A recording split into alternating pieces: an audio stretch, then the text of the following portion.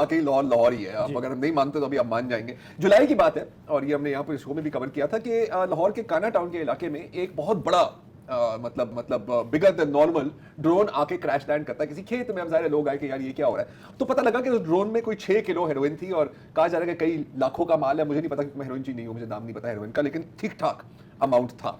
ठीक है, वहां पर फिर जाहिर है कि एंटी नार्कोटिक्स फोर्स आ गई, एएनएफ आ गई, वो ड्रोन ले गए, तहकीकात शुरू हुई। जराये के मुताबिक ये बात पहुंची ऊपर तक, इन द सेंस के प्राइम मिनिस्टर ऑफिस तक पहुंची और कहा कि सर, क्योंकि उनको पहले शक था कि ये जासूस इंडिया का कोई ये ड्रोन है। भी हो सकता है, लेकिन एक और भी, क्योंकि ये cross border drug smuggling by drones का भी एक सिलसिला चल रहा था, जिसमें सिर्फ हेरोइन नहीं बल्कि कहा जा रहा है कि मेथाम्फेटामिन और आइस भी स्मगल होती है। बहरहाल एक बड़ी हाई लेवल किस्म की इन्वेस्टिगेशन हुई इसके ऊपर। पता लगा कि बिल्कुल ये इंडियन पंजाब में जाके लैंड करता था, कोई ना कोई जरिया था इनका कम्युनिकेट करने का, पता नहीं क्या था, लेकिन पॉइंट इसके बड़ा एक बहुत बड़ा इशू था, तो इतनी ही बड़ी इन्वेस्टिगेशन हुई। अच्छा, तहकीकात में पता क्या लगा कि जो मरकजी किरदार है इस पूरे गिरोह का, वो है अलेजिडली डीएसपी मजर इकबाल साहब, जिनको प्यार से लोग मजहरी कहते हैं, और जो उस वक्त पर लाहौर पुलिस की एंटी नारकोटिक्स इन्वेस्टिगेशन यूनिट के हेड थे। ठीक है जी, माशाल्लाह। अच्छा, अब मजा फिर जब जाहिर है कि जब इसका नाम आया तो पुलिस ने और एएनएफ ने भी सोचा कि थोड़ा इसका रिकॉर्ड तो बंदा चेक करे यार कि कौन है, क्या करता है। तो पता लगा कि इसी अगस्त में इनको एएनएफ ने इनके ऊपर एक पर्चा किया था कि एक ड्रग स्मगलर है जो आइस स्मगल करते थे, मेटाम्फेटामिन, वो कहते हैं बहुत खतरनाक ड्रग है ये, अहमद नाम था उनका, और उनको वो पकड़े गए, उनको मजरी साहब ने पकड़ा और उनसे कोई 35 किलो आइस, हेरोइन वगैरह वगैरह बरामद की। अहमद को जब पकड़ा गया उसने कहा कि सर वो अच्छा, जब केस बना तो केस में सिर्फ 450 ग्राम थे, मतलब तो दिखाया सिर्फ 450 ग्राम। क्यों?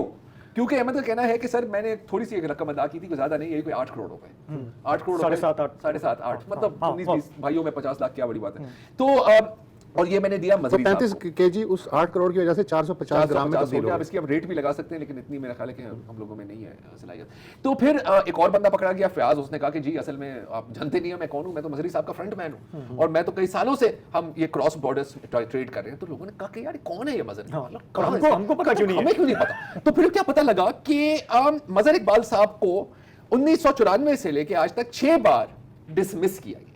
एक बार नहीं, 2 बार नहीं यार, इनका ट्रैक रिकॉर्ड जो है मतलब बहुत जबरदस्त सीवी है, जबरदस्त। जैसे आपने कहा 4 दफा वो डिसमिस हुए हैं, 6 दफा डिसमिस हुए हैं और 45 दफा वो सस्पेंड हुए हैं। 45। अच्छा, मैं तो सोच भी नहीं सकता कि मतलब बंदा एक दफा सस्पेंड होगा, 2 दफा, 3 दफा, 45 दफा, मतलब वो फिर वापस आ जाता है। 13 FIRs मुख्तलिफ थानों में हैं। इसके अलावा ANF की भी 3 FIRs जो हैं इसमें मौजूद हैं।